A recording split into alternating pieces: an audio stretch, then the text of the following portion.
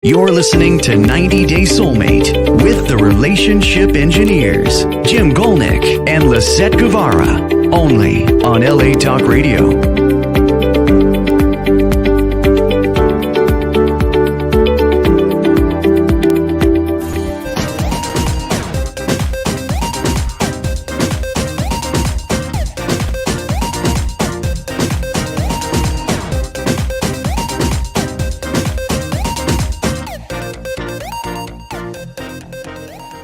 Welcome to 90 Day Soulmate with Lisett and Jim. Today is the most profound show ever for 90 Day Soulmate. Soulmate. It's Showmate. 90 Day Showmate. Da, da, da, da, da. Show me. Da, da, da, da. Why we say it's the most profound show ever is that this is an introduction to the book 90 Day Soulmate. What I mean by that is we did research. We did research on recognizing your soulmate and wanted to get information that would help support the different concepts that are in the book 90 Day Soulmate. So today we're going to do recognizing your soulmate, and we're going to discuss what is incorporated in the first two chapters of 90 Day Soulmate from a standpoint of research and studies and what they show about finding your soulmate. How does that sound? Sounds good. Oh. Let's do it. Let's do it. If I get the right one here. Okay, recognizing your soulmate. How do you recognize your soulmate, Lisett? I have to open my eyes. So a couple of things people say is that in researching what people say when they found what they consider to be their soulmate, what they say the person would be like or how they experience that person in their life, they have an immediate and deep connection with the person. It's often described as déjà vu, a familiarity, right? So you're like feeling like you've known this person your whole life, or you've known them before your life and during your life and after your life. It's that mating of a connection, right? That connection. Yeah? Yes. So this is a very connected show for us as well, because this is the essence of how we met, 90 Day Soulmate, the story of love. It is how Lisett, it is the process that she used to find me. And now this is, 13 years of research, programs, shows, talks. Try to increase our knowledge about. As we increase our knowledge and share what we've learned along the way. So we're doing this from experience, as well as we try to do everything research-based. We're engineers. We're not psychologists, although I went to school for psychology. But first, we are engineers. So we look at everything from that standpoint. Engineer of love. Engineers of love. Well, there's not a degree in engineering of love, but there's engineering degrees with research into love. There you go. That's what we are. That's how we do it. That's where we're called the engineers of love. Mm-hmm. So let's go back to this thing here. We're talking about what else. How do you recognize that person that fits you so well? That is your soulmate. Another one people say is they have shared values and core beliefs. That's somebody's innate similarity. You should agree on many things. There may be different, and we'll talk about this as we go on, there may be different ways you approach things. You may have different opinions, but in essence, at your core, you share beliefs and values. So that's another thing people say that helps create that strong foundation of a soulmate relationship. I guess that you have to believe that your soulmate exists is the first step. Oh, that's right. Because if you don't believe, you never found. How do you recognize something you don't believe? Exactly. So it's almost like the law of attraction, right? Yeah, you first have to believe and then have this image, and then you actually start having people, things, situations attracted to you that you believe can happen, that you believe exist. Yeah. So, and psychologically speaking, there's hundreds of explanations as to why this is true. That if you don't believe something, tendency is for you to have, what is that called? A bias, a cognitive bias to, well, I don't believe it, so if I even see evidence of it, I'm not going to believe the evidence. Yeah, it's I'm going to disregard people it. believe the planet is flat, so the same. What do you mean? The planet's not flat? No. You have to research. It's round. I keep falling over. That's why I keep falling over. There you go. Especially after we go to restaurants. I don't know. Maybe I eat so much. Could be. What else? So, effortless communication. What is that? Well, you can have communication without many words. The need for words. It may be body language, maybe facial expressions. All those things seem natural between you. What that means is it's not like you're trying, like, I don't understand, I can't. When we first met, we had a little bit, I think just a little bit of a language barrier. But I felt down deep in Lisett's being that there was so much there that I wanted to connect to. And all the connection points that we had in our conversations, it was, if you want to say, it was effortless, that it was easy to talk to Lisett. Yeah. Yeah. I'm not saying she's an easy woman, but it was easy to talk to her. That's what I'm saying. Of course, yes. That's exactly what I'm saying. I agree. So effortlessly being able to communicate with using a minimum of words. I don't want to say finishing each other's sentences. I was hoping you'd pick up on that little thing there. She's not going for it. But the ability to get your point across without having to use lots of words, to be having similar understanding. And we talk about this too, is a familiarity of backgrounds or a similarity of backgrounds too. It might be family, the family values, the cultural values, even if they're completely different cultures, is having similarity of those things. So when you use different words or different feelings associated with words, they have the similar underlying meaning to that person. And have the ability to put in place, and sometimes we don't understand. So in my case, I always say, what is the meaning for that? Explain me more. So the conversation become more rich because I try to go deep. What are you talking about? And so where I'm going with the cultural thing, and let's go with family especially, is that if you have a feeling of your family and the person that you met has a feeling of their family, and the feeling they have of their family, how they were raised, how they communicated with their siblings, how they communicated with their parents and relatives, if that was similar to you when you were discussing things that have to do with family, it's you're coming from the same perspective. It's what's below the water. If you're an iceberg, it's the stuff that's below the water. When that stuff's similar, then when you have above the water conversations, you're actually connecting below the water also. Yeah. Does that make sense? I hope it makes sense. I told you to me, this is a very important show. Yes. I get to share with you. Yeah, with everybody. With everybody. Here we go. Let's get to that next thing here. We have 3 more ways of recognizing your soulmate. One is that you have mutual respect for each other and admiration. That's a forming. It helps form the basis of a healthy relationship. Respect and admiration. A strong sense of empathy and understanding towards each other's feelings.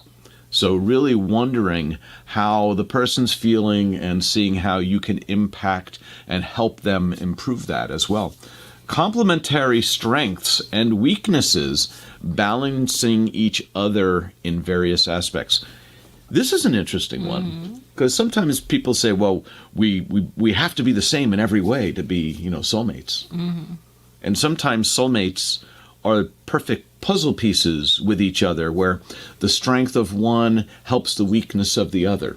And the weakness of one is helped by the strength of the other. For instance, maybe I'm more on the creative side, and Lisett's more on the we need to get this done in this direction and order side. And we can combine the two to get the best of both. And we talk about when we're building, or when we're, what was that called? Refinishing. We refinished our basement. We built it out. Lisett had a vision kind of for what she wanted. I would do the creative side, but then we'd have okay, let's work on it every weekend and every weekend. So she's a real taskmaster. But it keeps you on task and with a focus, a goal in mind. So we both had the same goal in mind. We want the basement to look great. But I guess also the important part when in some area we are similar, so I feel like that. Sometimes we maybe want to be lead in something at the same time, and we feel some kind of the cord connection, Yeah. you know? And then that is the ability to just say, okay, let me talk. What is what we do? Because we can also have disagreement with something. And no. yes. All the time. I always say, a lot of times you I do always say, say I no. say no first. So I know that. So I wait and say again. Again and again. And finally, the third part, 3 more points of recognizing your soulmate is a consistent push towards personal growth. That you both have the same push towards personal growth. It doesn't mean necessarily, well, there it says it right there in the point, not necessarily only individually, but as a couple. That individually you have personal growth, and as a couple you do. You have a feeling of safety and security when you're with them, both emotionally and physically, that they're there to protect you, both physically and emotionally. Unconditional acceptance of each other, including flaws and past mistakes. We'll talk about that in a second. A shared vision of the future with similar goals and dreams. Goals and dreams help drive a relationship forward. Let's go back to that one about the unconditional acceptance piece, including flaws and past mistakes. I know how people are always trying to, like, sometimes correct the other person. One is, you don't have to accept everyone's flaws and everyone's mistakes. They may not, if you can't, that might mean that you're not meant to be together. Mm-hmm. It also means that you have to just leave them alone. Once you say, okay, I know what they did, I know what happened, I know how they were, okay, I'm done with it. It's forgiving is different than forgetting. Because forgiving means I still hold on, I forgive you though. It's still there. You just, if you go, that thing where you flick your hair back to, like, you don't care. Like when you don't care about the person's mistakes and flaws because you're over it, you're beyond that, you're growing together individually and personally, that is a sign of maturity. Yeah, but also you have to clarify, everybody have limits. So at the moment that you can, this is not important, where I have to be angry for something that is not impact our relationship, so I do like that. But in the case that something is important, I have to say, stop. We need to talk. So maybe we say it this way, is when you recognize somebody's your soulmate, it's because you can forgive and forget and not gloss over, but just when you move on from flaws and past mistakes and you're just like, okay, let's move on. That's when they're your soulmate. When you can't move on from that, then there is a conflict at the cellular level. And you don't want conflicts at the cellular level. When we come back, we're going to talk more about soulmates, how to recognize them, what you can do, and how you can better prepare yourself to meet that person or to be better connected with that person. Tired of attracting the wrong type of guy, it was time to give something else a try. She got her computer and started to plan and created a process to find her man. Soon she went on a perfect date. And then she knew it must be fate. In just 90 days, that is all it took. How she found her match? It is in the book. 90 Days Soulmate is brought to you by 90 Days Solutions.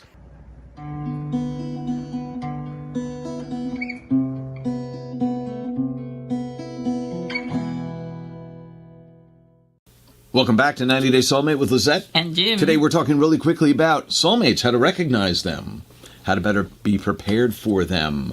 What are the things you do when you're in a soulful relationship and that you're connected at the cellular level?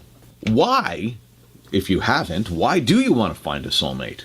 Studies show that deep emotional connections enhance mental and physical health. That a soulmate is good for you in your mental and physical health. So you want to find a soulmate because it enhances your life. The concept of a soulmate does vary from culture and historically throughout the centuries, right? So it's always been changing. Research indicates that successful long-term relationships are built on mutual respect and shared values. So one of the reasons to find the soulmate, like we just talked about, is that it helps when we talk about individual growth and couple growth, but individual physical and mental health is a result of being with somebody that you're deeply connected with. And you grew up in couple versus alone more fast, okay?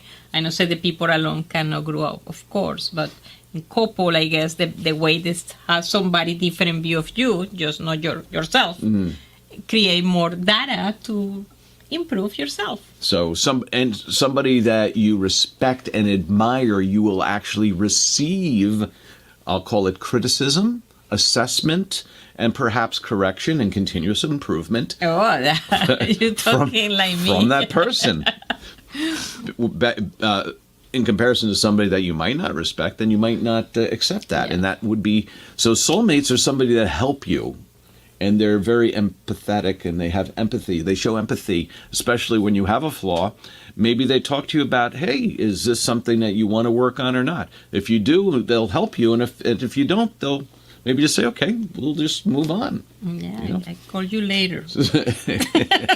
Or maybe they're not your soulmate and they move on, right? Okay. So this is something interesting that, and I'll bring it up in two ways. So in our book, we talk about my and Lisette's journey as we meet each other. And the personal narratives in the relationship often reflect broadly on social and psychological patterns. I'm going to stop there for a moment and talk about that. Is when you learn about somebody's story of how they got to where they are when they meet you or when they met you, it kind of gives you an idea of how they develop their thinking patterns, both socially, culturally, within their family, all that. And so these personal narratives, and as a couple, our narrative, our story of how we met is really important in how we share things with others. And it's also helpful in our development. So I wanted to understand more about Lisette's process of finding me. So as we wrote the book and as we started getting interviewed on TV and on radio, we're like, oh my gosh, we need to know more. And that's when we started our study. Specifically, I went right into psychology. I started studying psychology. I push him. Push me to learn more, to understand. And what we're finding, and this show, as we said, is the culmination, is that we have now 13 years since the book was written. And since over those years, we've learned more and more. This was an opportunity to get research that now backs what we have in the book. So every slide you see in here is additional research points that support the points in the book. This book is only like 100, 130 pages long. But as we started doing this presentation, oh my, the amount of data and research, scientific research, not just somebody spewing off on some blog somewhere, but the amount of research that supports the points in the book two love engineers came up with was significant. And that's why this is such a important show to us, is that we want to share with you that there's a lot of data and research that back what is in this book and how it can make a change in your life in finding a soulmate or developing a deeper relationship with somebody who you believe is your soulmate. And I guess the other important point is coming through from two engineering or psychologists, so it's a different view of the human being relationship. So in this way, you can see, let me see through the glasses with somebody different the psychology, and how also we can, interpret the information by our experience and how we share. So as an engineer, I went into psychology as, I don't believe this. It's just this pseudoscience. And then you start learning about psychology and the history of it, the philosophers who had an impact, the different people who studied the brain and studied how people react and how people learn things and how people change over the time. And when we started learning stuff about how the brain changes, and like, oh my gosh, there's a science behind psychology. And it's fascinating for me. It's fascinating also learn more about how is the human being in this society. So this is something that we need to keep going and search. Social psychology, individual psychology, all the ways people use psychology for therapy, for help, for improvement. Yeah. So, and here we are, engineers talking about psychology. Isn't that great? What else? Shared life goals. We talked about this. This is another. We determined that we had some shared life goals.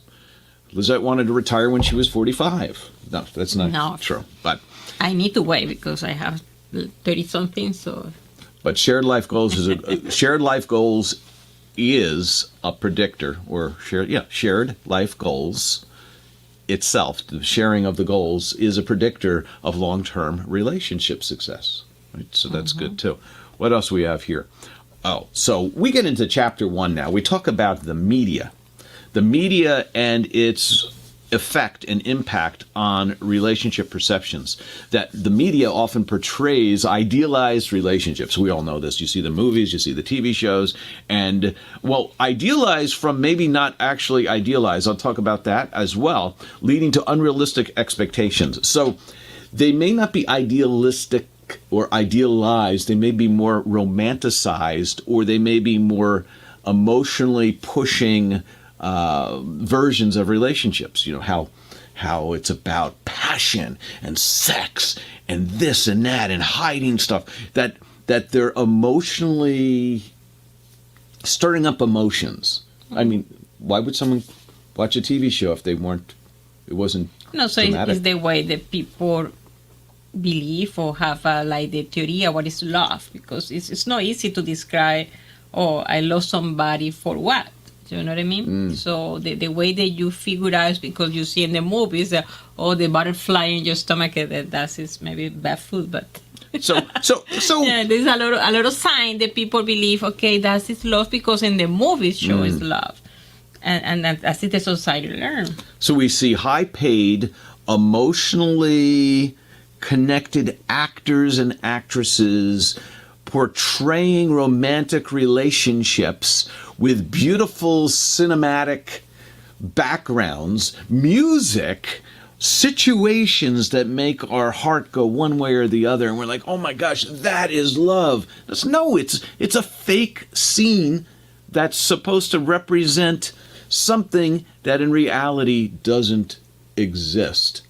That it's a 1.5 hour version of a 50-year relationship that is never shown, and they're actors and actresses. They're not real. We all know they're not real, but we can get caught up in that and go, wow, that's what I want, right? And believe that.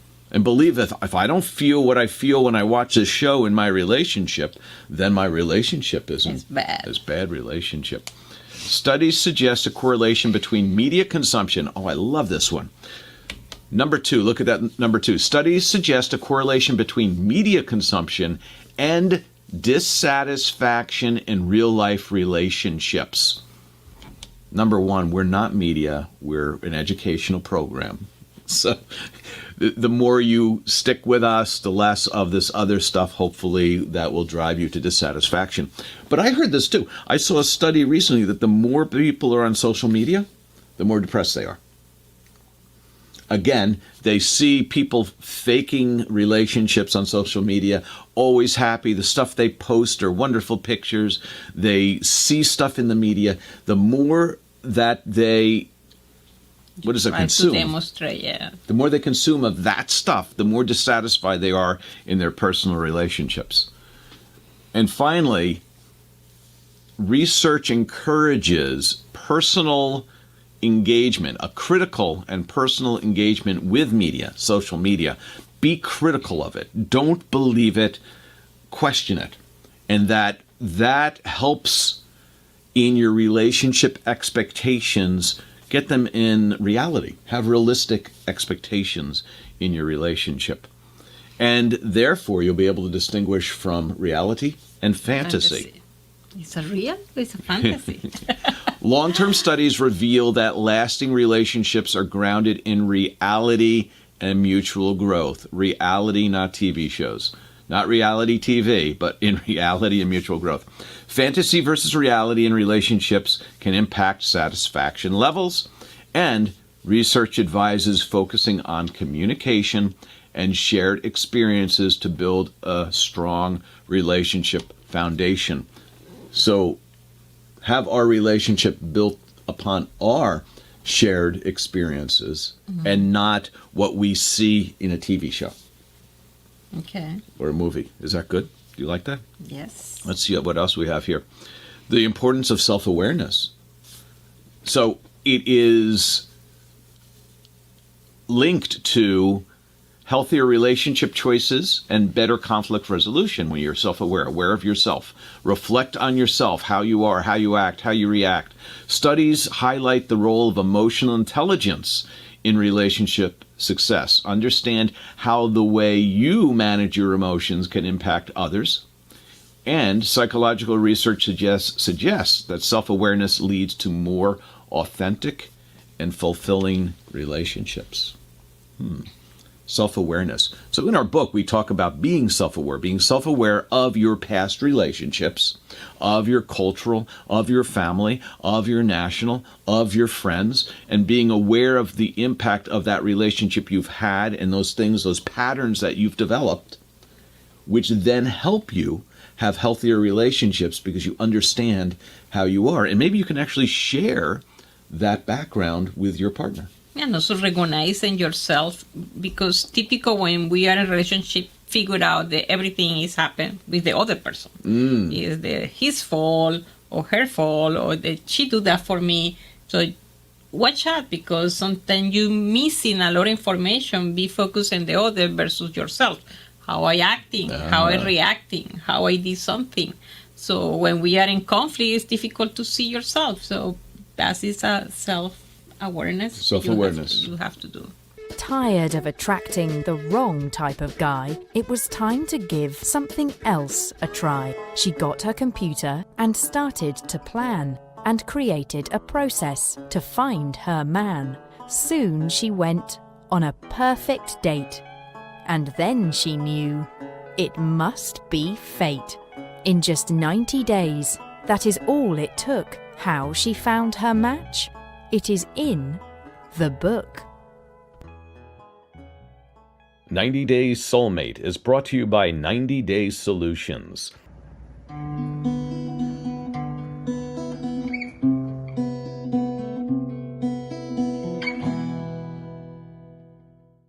Happiness itself is a personal responsibility. Research in positive psychology emphasizes that individual happiness is a foundation to relationship satisfaction. Again, individual happiness is the foundation. Do not look for the happiness. Don't find my happiness depends upon my mate. Yeah. I need to be happy. The slide itself shows a picture of a man and a woman in a balance. Just call them two partners. And the men play guitar. The man's playing guitar. Let's go back to the picture. I'll explain why it's important. So the man's playing guitar, and the man's got some painting going on there. Woman has a broom because she flies around the globe. Hey, it's you, baby. It's you. The witch. She's got a paintbrush. He looks like he's got some paintbrushes there. He looks like he's got like an old vat of wine or something there. And so it shows them individually, and then it shows them below as a couple getting together. Why is this so important?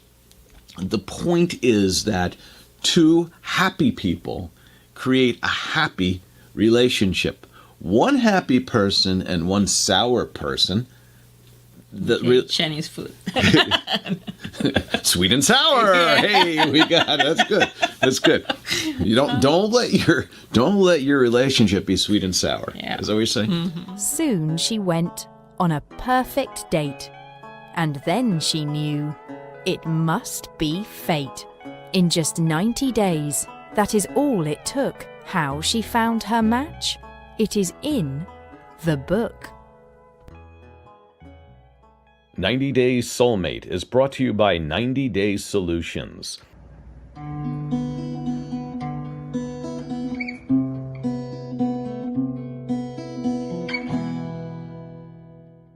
So when you are looking to be in a wonderful relationship, if you're already in one, that's great. If you're not, make sure you're happy. You're happy with the progress in your life, happy in if it's education, if it's job, if it's your hobbies, if it's your health, if it's your exercise and what you do there, that you're happy in the things that you do. And then you can project also these and can maybe move a lot of stuff that we have that we don't see your soulmate. So one of the last shows we did, we talked about the emotions and how they impact the health. Happiness is one of the most profound impacts on health of all the emotions.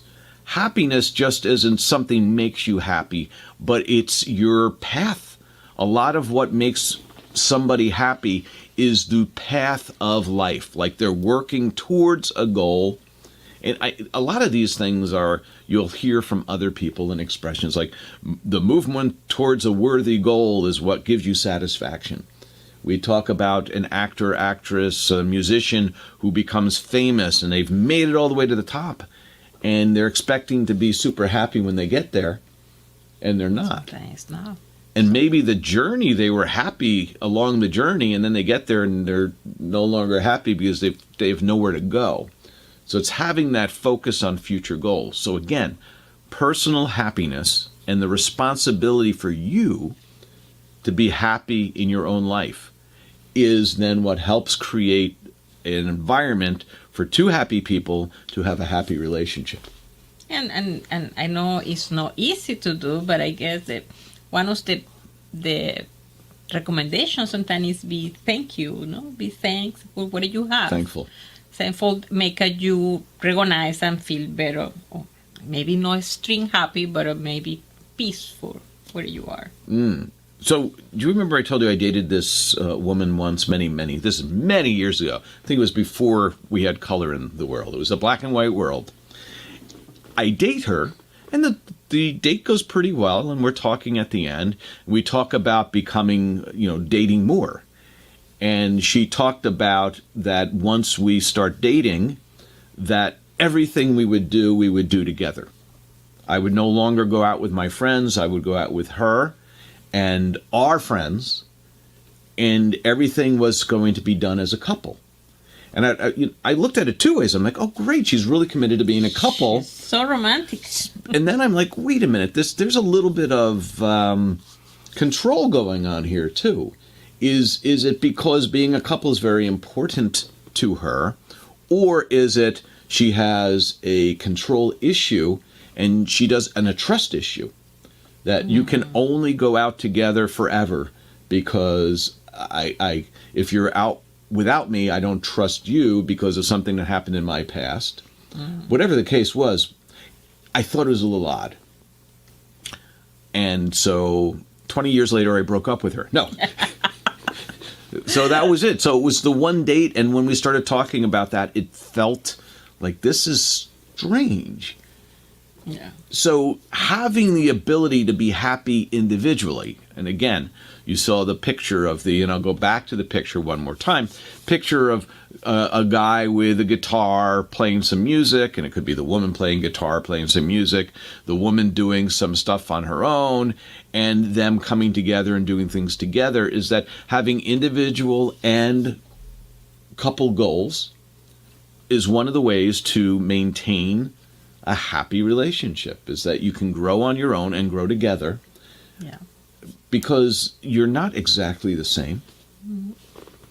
Did we beat this one a little bit much? And also bring a little space of everybody. Remember in the book, The Victoria Dream, when I have the chapter when we talk about I want to miss you. So exactly. It's almost similar. So the guy, I dated with him. I traveled from Mexico to other country, and just landing, I have 25 call phone in my phone. Oh my gosh! Because he wanna talk every hour. So I say, oh no, I can live with somebody in this level, So wanna be in contact every hour with me. We should have put him in touch with that woman that I dated. Can be perfect. So it's in this book as well, about Victoria Dreams. This story of I met a woman, I went away on a business trip, I come back, and the answering machine, if you remember back in the day, we had answering machines with little tapes in them. But in any case, I come back, and there's easily a dozen messages from the woman, which start off as just, hey, I miss you, when are you going to be back home, to I'm very angry at you for not calling me back yet, what's going on? And this was, all of them are one after another. She breaks up with you, and then she finally breaks up with me on the recording. We saw you did that thing. Without having a discussion. But it's perfect. Well, the point is that, and sometimes maybe you are desperate this is somewhat what people feel about love, is that I meet somebody and I desperately want to be with them. Because that's how we're programmed to be sometimes, is that, like, in the wild, when we're in the wild running through the jungle, we meet somebody and we desperately want to be with them because it's the time of our life where we are emotionally, chemically desperate. And it's to be with the person, to develop that, to continue the, what is it called? Continue the species. Yeah. Continuation of the species. They recreate more people in the planet. Oh, yeah.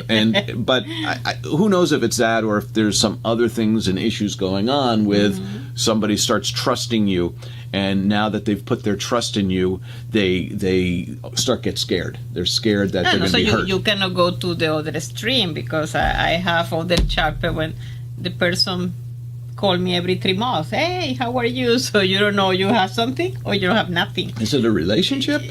Or are they just checking the phone line? Yeah, maybe. I don't know. So we have a lunch, blah, blah, and disappear for 3 months again. So you have to be balanced. Yeah. So that's being balanced. Now let's look at number 2. Studies show that self-fulfillment enhances the quality of romantic partnerships. So again, we're trying to do this evidence-based. Studies show that self-fulfillment enhances the quality of romantic partnerships. So if each person is self-fulfilled through self-development, doing things that they enjoy, studies show that it enhances the quality of the romance. And then lastly, dependency, and this is the opposite, dependency on a partner for happiness is linked to increased relationship strain. So I think we talked about that. It's if you're relying upon your partner for happiness, then they're either going to not meet and not fulfill what you need, and you'll be stressed, or they do, but they're making all these efforts to make sure you're happy, and then they're strained. And it should be easy, right? Relationships are hard work, but they're really easy hard work. It's dependent view. Keep going. It's medium work. It's medium work. Exactly. That's why we all need psychics. Because they're medium. It's medium work. Okay. It's a joke. It's a joke. Where else are we on here? Let's see. Get the right thing going on here. Oh, so we should seek compatibility, not perfection. Is that somebody says, there's no perfect person out there for me. Well, there might not be a perfect person, but there's probably a perfect person for you, which would be somebody compatible with you, not that they're perfect. Relationship research highlights compatibility in values and lifestyle as key to lasting relationships. So again, when we first wrote our book, let's get the right one out here, 90 Day Soulmate, and we were on the radio station being interviewed, there were 2 psychologists asking about our backgrounds and how a Latina and a gringo could get along with each other. And Latina and gringa. They don't know the attitude backwards. That's right. So we answered honestly, which was our family values, our upbringing, our education, that there were a lot of similarities. And going back to what this said here is compatibility in values and lifestyles as key to lasting relationships. It wasn't that we were brought up in the same culture, but the values that were instilled in each of us were similar, and that was the key to compatibility, or I should say key to a good relationship was compatibility in values, lifestyle, upbringing. Yeah, I have to put in the top the values. Values is something that first you need to, the book explain or have a way that you can document what is the value for you. Yes. And then I recommend also classify the more high value, more important for you versus the less important. and compare it with your soulmate, because the value can destroy or can be together forever, the relationship. So, again, we're not trying to sell this book. We're just trying to support this book with evidence. The book, come on. Yeah, if you want, take the book. Go ahead. Write a nice little survey about it, whatever. We send the book. What is it called? The write a review of the book. We do this out of passion. We really aren't. We're not.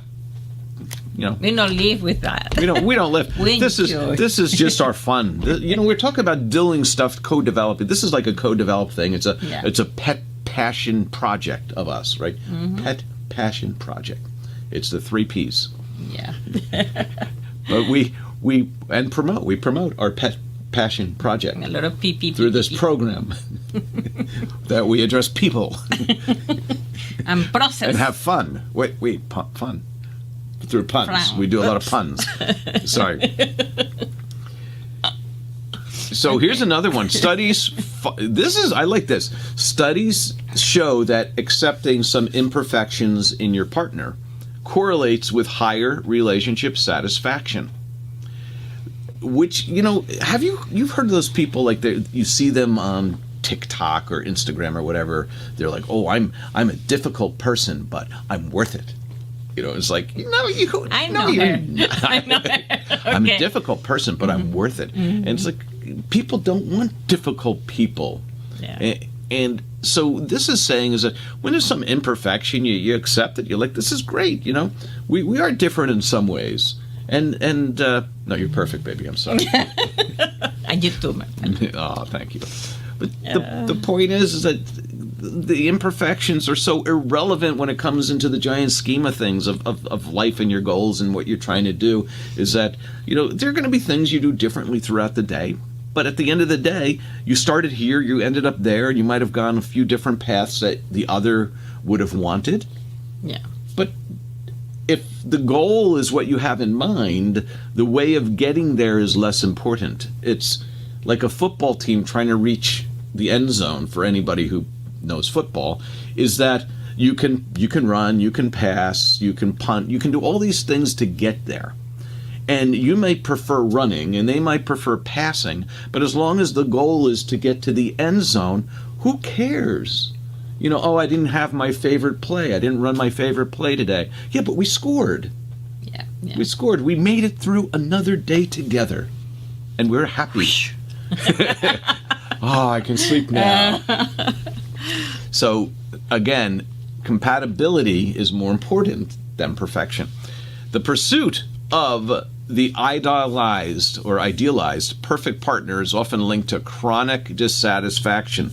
So going back to these women who are, and I say women, there's guys who do the same thing. I'm so wonderful. I'm tough to deal with, but I'm worth it. That when you think I should have an idealized partner, that the only partner who's good for me is this person who is this, and this, is that if you have this false expectation or this impossible to meet expectation, you'll always be dissatisfied. I put 40 items, so I know. And I got it. But that's different. So in this book, 90 Day Soulmate, Lisett has picked 40 items that she wants in her partner. 4D, 4T, or actually T, not D, but 4T. 40. That's more than 39. That's more than the 29 compatibility things of whatever that dating site is. It's 40. And you go, wow, that's a lot. That's being so picky. But they're the ones that she wants. They're not the ones that you want. They're not necessarily the ones that I want. They're not necessarily the ones that anyone wants or the, quote, perfect person is. They're the ones that she likes and wants. So there may be not a lot of people that meet these 40, but they're the 40 that I met. Yes. And so you look at that and go, but and that's I being offer 42. But that's being so picky. That's being so picky. No, it's so good. if you're saying, here are the 40 items I want in a relationship, but here's what I'm willing to give into the relationship, and here are the things that I'm willing to look over and not care about. So these are things I care about. These are things I don't care about. You're not picking someone perfect. You're picking people who are compatible with you in these 40 areas. And the values again. The values. What kind of values you want to and a lot of them are handle, a lot of them are overlapping, right? So you have a value, and that value is associated with other values typically. So you have to look at that, right? So if you have like, I want close family, I want to spend a lot of time with family, then there might be stuff, you're going to more weddings, you're going to more family picnics, you're spending more time with the kids. And if you say, you know what, I want to have more social fun with other couples, then maybe that person doesn't spend as much time with the family because they're a more social person. So even though there's 40 items, a lot of them may be associated with each other, so there's correlation between items. But the point is that her list of 40 may only contain 20 of the ones that you would have in your list.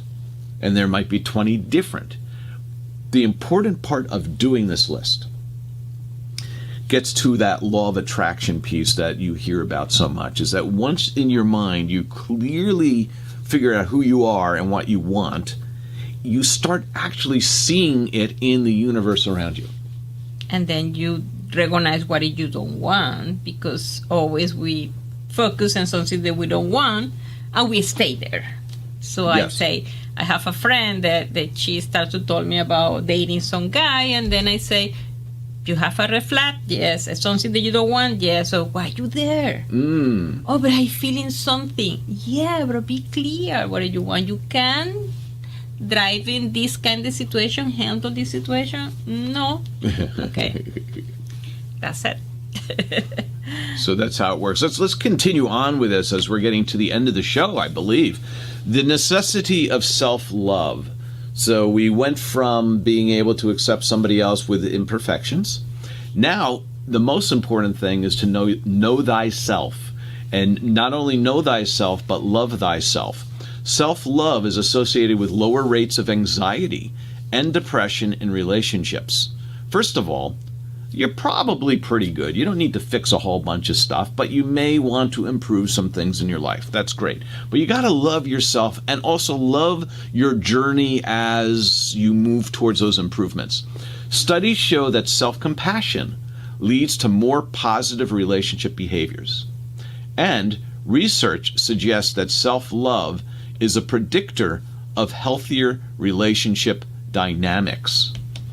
So, if I do love myself and like the journey I'm on, then maybe I'm going to be a little less impacted by a little criticism from my partner. Or when they see a little flaw that maybe they've been overlooking, but they just all of a sudden bothered them, that if I like myself, it's not going to bother me that they say, hey, by the way, you have this thing that maybe you want to address, right? Mm-hmm. Yeah. And perhaps if you have a good self-concept of yourself, you want that feedback because I want to improve more. Yeah. You have the ability to receive some Criticism.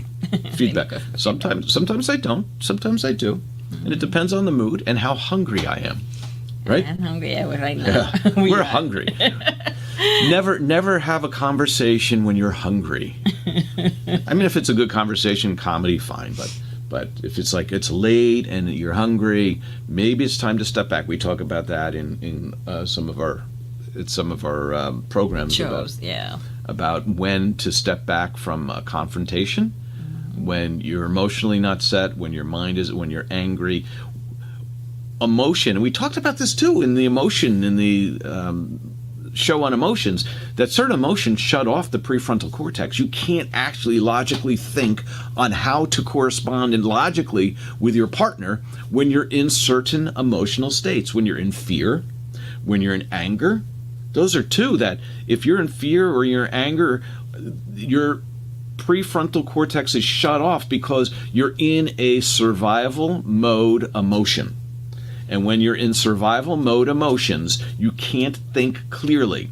So if you look at those emotions, the 6 that we talked about last week, 7, there's 100 different things people say, but in those 6, there are a couple that if you are in, it's called a survival mode emotion.